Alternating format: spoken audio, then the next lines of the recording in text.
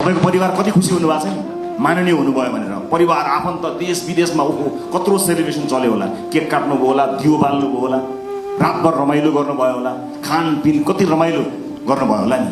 हो त्यस्तै उत्सव जनताले 5 वर्ष मनाउनु पर्छ तपाईलाई चुनेकोमा मलाई चुनेकोमा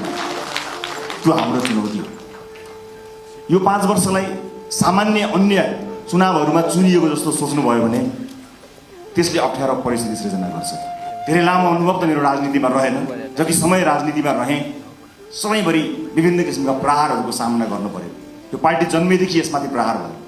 पार्टीको नाममा मुद्दा चल्यो यो पार्टीलाई जन्मैदेखि कुल्चने कोसिस भयो बचाउँदै लिएर आउन सक्यौं यो पार्टीको चुनाव चिन्हमा मुद्दा चल्यो यो पार्टीको चुनाव चिन्ह नै भत्काइदिने गरी प्रहारहरू भए स्थापित राजनीतिक दलहरूबाट विभिन्न स्वार्थ समूहबाट विभिन्न शक्ति समूहबाट जोगाएर ल्यायौं हामीले घण्टी बजायौं किनकि नेपाली जनताको लागि घण्टी बचाउनु पर्थ्यो घण्टी बजाउनु पर्थ्यो प्रशस्त पानी पिउनु होला यो र कहीँ जाँदाखेरि लामो समयसम्म शौचालय जान नरोक्नु होला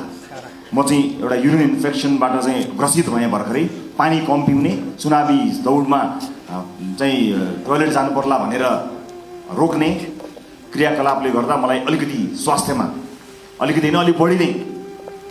असर गरेको थियो तर अहिले म त्यसबाट बाहिर निस्किने क्रममा छु चुनावी क्रममा दौडिनु भएका साथीहरूको अनुहार हेरिरहेको छु सबैको खटाई तपाईहरुको अनुहारले देखाएको छ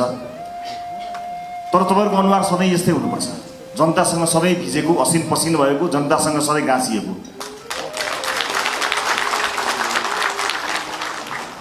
नेतृत्व र जनताको बीचमा एउटा ठूलो पर्खाल छ कयौं नेताहरूसँग जनता नजिक हुनै चाहदैन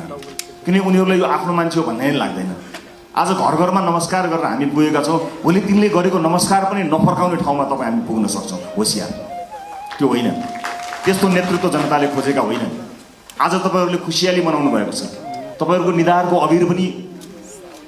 कतिको त नयाँ जन्मदा पनि गएको छैन कतिपय अझै पनि अबिरमाला लगाइरहनु भएको छ हो त्यस्तै सेलिब्रेसन नेपाली जनताले अबको 5 वर्ष प्रत्येक दिन गर्न सक्ने गरी काम गरेको छ तपाईको परिवार कति खुसी हुनु भएको छ माननीय हुनुभयो भनेर परिवार आफन्त देश विदेशमा कत्रो सेलिब्रेसन चल्यो होला केक काट्नुभयो होला दियो बाल्नुभयो होला रातभर रमाइलो गर्नुभयो होला खानपिन कति रमाइलो गर्नुभयो होला नि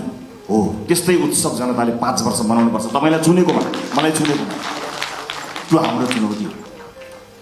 यो 5 वर्षलाई सामान्य अन्य चुनावहरुमा चुनिएको जस्तो सोच्नुभयो भने त्यसले अप्ठ्यारो परिस्थिति सृजना गर्छ आदरणीय साथीहरु मलाई थाहा छ राजनीति यसै गरी चल्छ भनेर कहीं कतै मानिसहरु त्यही ढंगले